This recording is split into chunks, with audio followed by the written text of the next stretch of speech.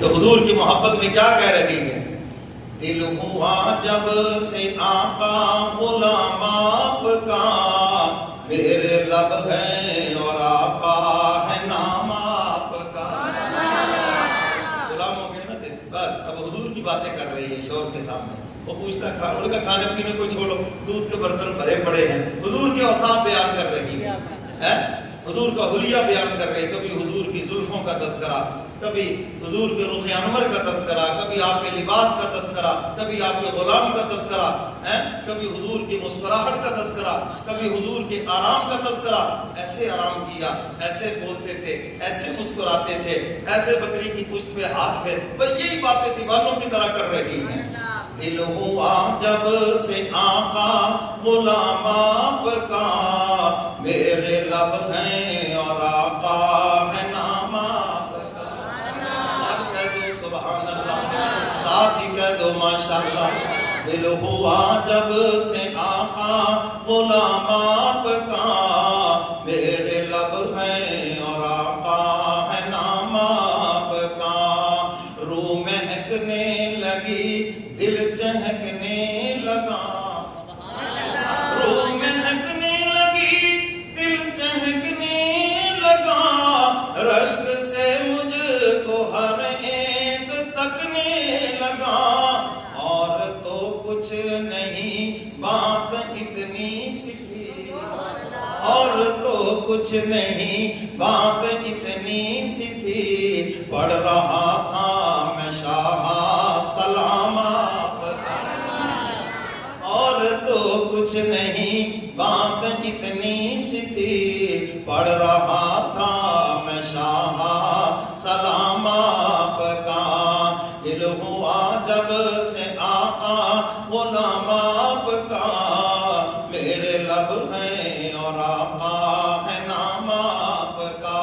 حضور کا حسن بیان کرتے ہوئے کیا کہتی ہیں؟ وہ چاند بے شک ہنسی دل نشیب ہے تری، میرے آقا سا واللہ ہرگز نہیں۔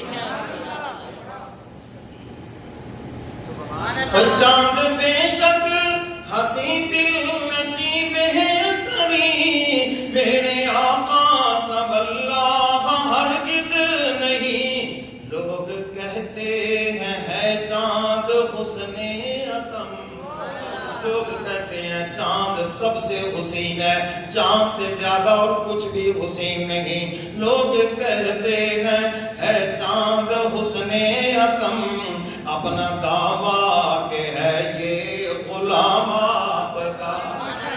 لوگ کہتے ہیں ہے چاند حسن عتم، اپنا دعویٰ کہ ہے یہ غلام آپ کا۔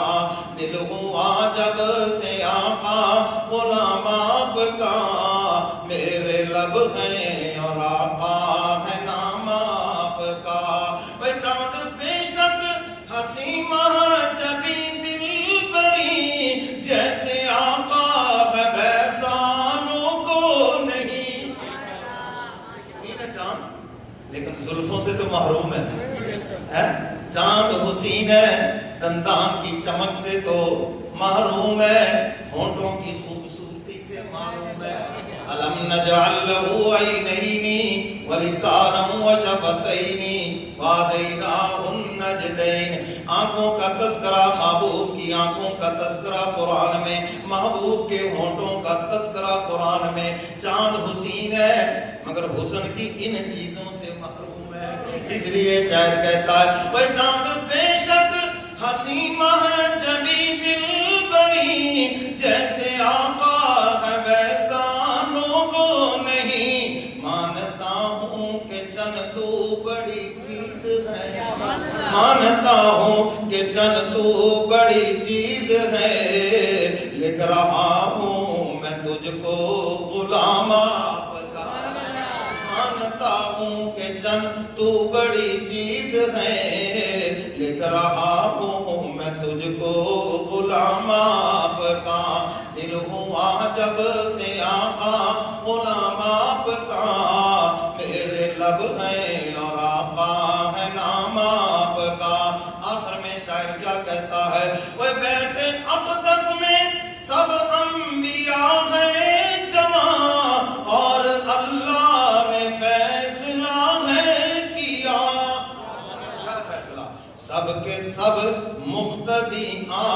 ہو وہ کہ تم 1,44,024,000 انبیاء سب مقتدی ہوں گے، سب کے سب مقتدی آج ہو وہ کہ تم کملی والا بنے گا امام آپ کا، سب کے سب مقتدی آج ہو وہ کہ تم کملی والا بنے گا امام آپ کا، دل ہوا جب سے آقا غلام آپ کا، میرے لب ہیں اور آقا ہے نام آپ کا، سب کہہ دو ماشاءاللہ۔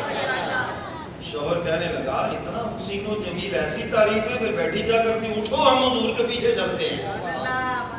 ایسی حضور کی شان بیان کی کہ شوہر کہنے لگا بس پھر چھوڑو چلے حضور کے پیچھے۔ اسی لیے میں کہا کرتا ہوں حضور کی شان، حضور کی عظمت اس انداز سے بیان کریں کہ سننے والے کے دل میں حضور کی ایسی محبت بیٹھ جائے کہ وہ حضور کی اطاعت کے اوپر مجبور ہو جائے۔ ایسی حضور کی شان بیان کریں، اس انداز سے شان بیان نہ کرے کہ وہ اپنے ہی محبوب کو بیٹھا سوچتا رہے۔ ایسی شان جو ہے یہ حضور کی توہین ہے۔ اس انداز سے حضور کی عظمت، حضور کی شان بیان کریں کہ سننے والے کے دل میں حضور کی عظمت اور محبت ایسے بیٹھ جائے کہ وہ حضور کی فرما برداری پہ مجبور ہو جائے، حضور کی غلامی پہ مجبور ہو جائے۔ اور ام مامد نے ایسے ہی حضور کی شان بیان کی۔ شوہر نے کہا بس یہ دودھ پیے اور رکھتے سفر باندھے چلے حضور کے پیچھے۔ دونوں میاں بیوی حضور کے پیچھے چلے اور قباء بستی میں پہنچے اور شوہر نے وہاں پر اسلام قبول کیا اور حضور کے غلاموں میں شامل ہو گئے۔ حضور علیہ السلام مدینہ سے باہر بریدہ اسلمی 70 سواروں کے ساتھ راستہ روکا۔ حضور علیہ السلام نے پوچھا ہاں بھائی کیا نام ہے؟ اسلم۔ میں سلام تھی۔ ابو بکر سے فرمانے لگے معاملہ ٹھیک ہے، کس خاندان سے؟ بریدہ۔ میں بریدہ کا معنی ٹھنڈا، معاملہ ٹھنڈا بھی ہے ہمارے لیے۔ کیا پیغام دیتے؟ کیوں نکالا مکے والوں نے؟ کیا وجہ بنی؟ انعام کے اعلان ہے چاروں طرف، ہم بھی وہ انعام کا لالچ لے کر آپ کو گرفتار کرنے کے لیے آئے ہیں، لیکن آپ کی بھی تو سنیں۔ دیانت یہی ہوتی ہے، دونوں فریقین کی سنیں۔ وہ کسی نے کہا نا سانپ کے زہر کا علاج ہے، لیکن جو کسی کے کانوں میں زہر بھر دو اس کا دنیا میں کوئی علاج نہیں ہے، ساری خوبیاں آپ کی دھری رہ جائیں گی۔ اور بعض خاندانوں میں ایسے ماسٹر ہوتے ہیں، ایسا زہر کو ہوتے ہیں، آپ کہتے ہیں یار اس سے کوئی لڑائی بھی نہیں ہے، کوئی لینا دینا بھی نہیں ہے، وہ کیا گیا اس کو یار۔ اب وہ بتاتا بھی نہیں ہے منہ سے، بتا دے تو پھر بھی بات بن جائے، اس کا کوئی علاج ہو جائے۔ یہ اس زہر کا اثر ہے۔ دوستی نفرت میں بدل گئی ہے، رشتہ داری نفرت میں بدل گئی۔ یہ ہے جنہوں نے کانوں میں زہر بھرا ہے۔ قیامت کے دن ایسے لوگوں کے لیے جہنم کی ایک وادی ہے، وہ بڑا سخت عذاب ہے۔ جو دوستوں میں جدائیاں ڈالتے ہیں، رشتہ داروں میں جدائیاں ڈالتے ہیں، میاں بیوی میں ایسی نفرت بڑھتی، شوہر کے لیے اور بیوی کے لیے ایک دوسرے کے اندر نفرت بڑھتی۔ تو دیانتداری یہ دوسرے فریق کی سنیں۔ سیدنا علی مرتضیٰ رضی اللہ تعالیٰ عنہ کو حضور نے حکمن فرمایا اگر کوئی اپنی آنکھ کا یہ ڈیلا ہاتھ میں رکھ کے لے آئے تو فلاں نے ظلم کیا، فرمایا اس وقت تک کوئی بات نہ کہنا جب تک دوسرے کی نہ سن لو۔ ہو سکتا ہے جو اس کی 2 آنکھیں نکال کے آ گیا ہو، اور آج کل ہوتا ہے ایسے ہی ہے۔ جڑے کرنا دے کچے ہوتے ہیں نا جی، پرلے درجے کے یہ بے ایمان لوگ ہوتے ہیں۔ سب سے بڑا فساد یہ ہوتے ہیں یہ لوگ جو کانوں کے اتنے کچے ہیں۔ میں ادھر سے بات سنی، اچھا کوئی ایڈا بے ایمان، اچھا کوئی ایڈا گندا، کوئی اچھا میں نمازی حاجی صاحب، کوئی اچھا۔ وہ جتنا برا ہے نا اس سے 1000 گنا برا یہ خود ہے جس نے یہ زبان چلائی ہے۔ اللہ کے نبی کے فرمان کی اتنی مخالفت، حضور حکمن فرما رہے جب تک دوسرے کی نہ سنو۔ ایمیں تو پھر جج ایک فریق کی سنن تو بات لا لا کر رکھی جا، کیوں جی؟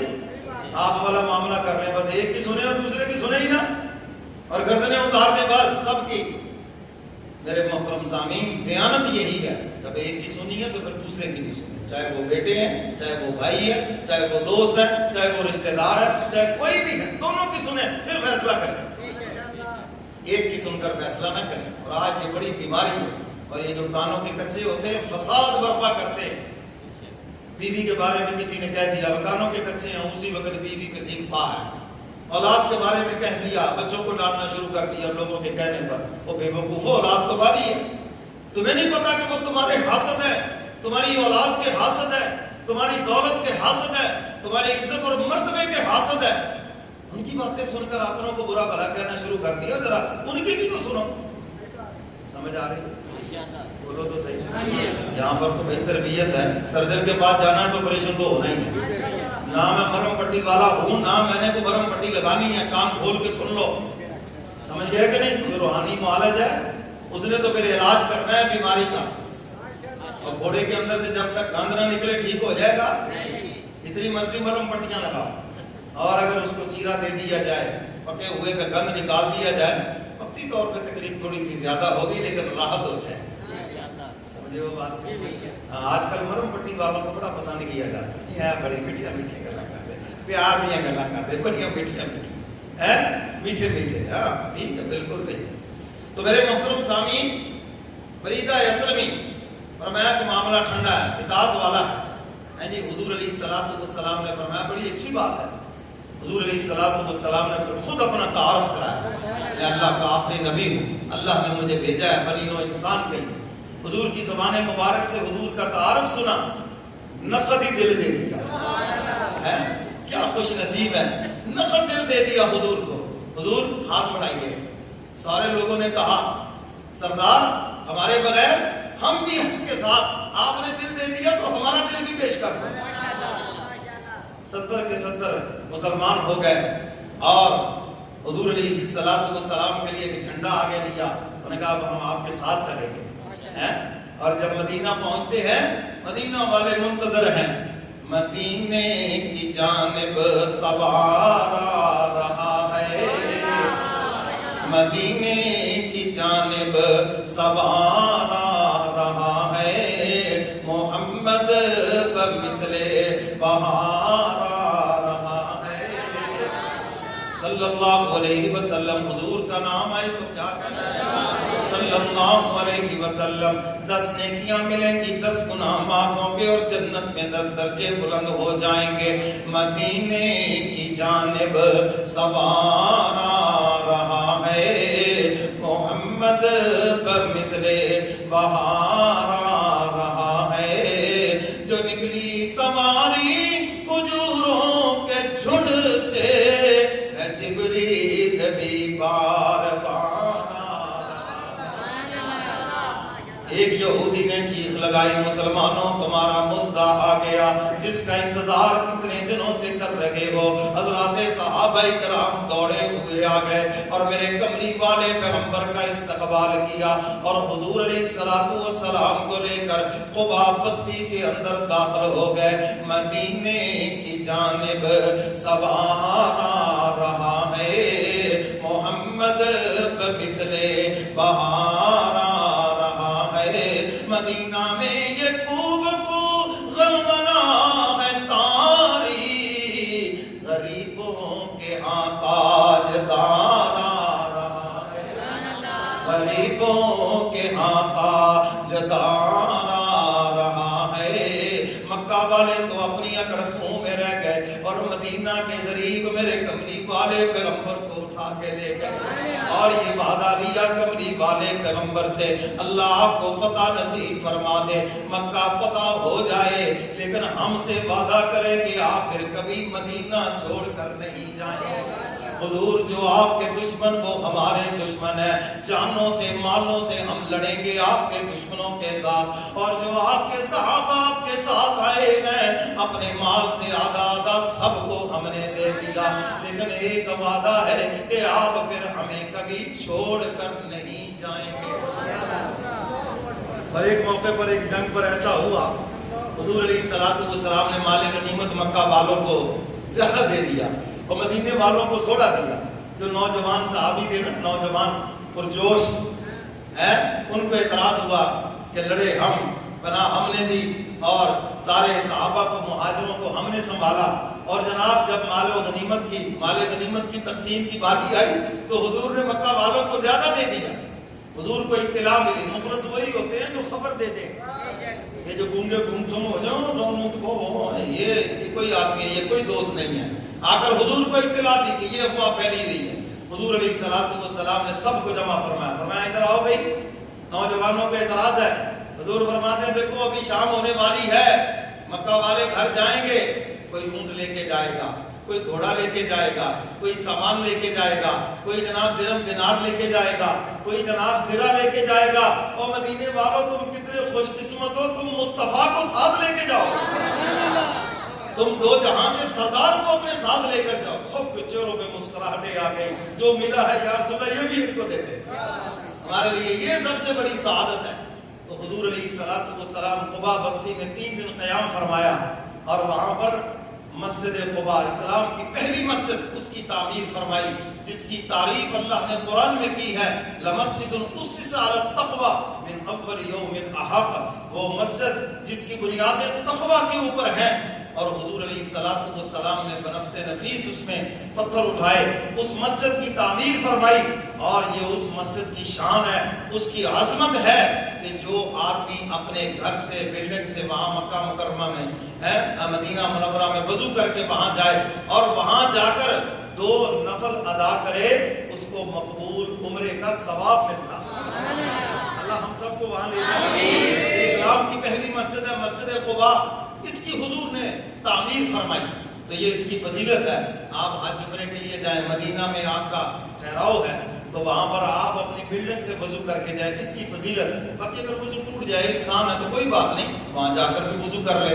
اور پیدل جانے کی زیادہ فضیلت ہے، آپ نہیں چل سکتے، بیمار ہیں جی، بوڑھے ہیں، کوئی بات نہیں، سواری پہ چلے جائیں، تو وہاں پر صرف 2 نفل ادا کرو گے، اللہ ایک مقبول عمرے کا ثواب عطا فرمائے گا۔ یہ اسلام کی پہلی مسجد ہے۔ اور پھر اس کے بعد حضور علیہ الصلوۃ والسلام نے 3 دن قیام کرنے کے بعد مدینہ کی طرف سفر فرمایا، راستے میں مسجد جمعہ کی تعمیر فرمائی، اور جمعہ راستے میں پڑا، اور مسجد قبلتین وہ بھی راستے کے اندر، 2 قبلوں والی مسجد۔ پہلے بیت المقدس کی طرف نماز کا منہ کر کے نماز پڑھتے تھے، پھر حضور علیہ الصلوۃ والسلام کو نماز میں حکم ہوا بیت اللہ کی طرف منہ کر کے نماز پڑھیں، تو 2 رکعتیں ادھر منہ کر کے پڑھی اور 2 رکعتیں ادھر منہ کر کے پڑھی، نماز کے اندر ایک بریک ہے۔ اور پھر حضور علیہ الصلوۃ والسلام مدینہ منورہ تشریف لائے، اور یہاں پر لوگ حضور کو ملنے کے لیے آ رہے ہیں، گرمی کا موسم ہے، حضور کو ملنے آ رہے ہیں، لوگ سمجھ رہے ہیں سیدنا صدیق اکبر کو کہ یہ حضور ہے، پہلے آ کر ان سے سلام لیتے، ان کو حضور سمجھ کے آداب جو کچھ بھی، بعد میں حضور سے سلام لیتے۔ سیدنا صدیق اکبر بتانے لگے حضور نے منع کر دیا، جی حضور مسکرا بھی رہے ہیں دیکھ بھی رہے ہیں، اب جو بھی آتا سیدنا صدیق یا رسول اللہ آپ آ گئے، ہم بڑے منتظر ایسے ایسے مل رہے ہیں، حضور مسکرا رہے ہیں۔ یہ تو اس وقت راز کھلا جب دھوپ چڑھی اور سیدنا صدیق اکبر اپنی چادر لے کر حضور پہ تان کے کھڑے ہو گئے، پتہ چل گیا غلام کھڑا ہے، سردار دیدے تشریف فرما ہے۔ تو حضور علیہ الصلوۃ والسلام کے محبت کے بڑے انداز ہیں، صحابہ سے بڑی محبت فرماتے تھے۔ اب ایک بات یہاں پہ عرض کرتا ہوں، حضور کے رنگ میں اتنے رنگے گئے کہ دیکھنے والے حضور سمجھنے لگے، سمجھ آئیے بات کریں، محبت اس کا نام ہے۔ ہم بھی حضور کے رنگ میں ایسے رنگے جائیں، ہماری شکل و صورت بھی حضور والی ہو، ہمارا کردار بھی حضور والا ہو، ہماری تجارت ہمارے معاملات بھی حضور والے ہوں، اپنے تو اپنے بیگانے کافر دیکھ کر بھی پہچان لیں واقعی یہ حضور کا غلام ہے، واقعی یہ کملی والے پیغمبر کا غلام ہے۔ تو میرے محترم سامعین، سن ہجری کا آغاز اس ہجرت کے واقعے سے ہے۔ اللہ مجھے اور آپ کو قرآن و سنت پہ عمل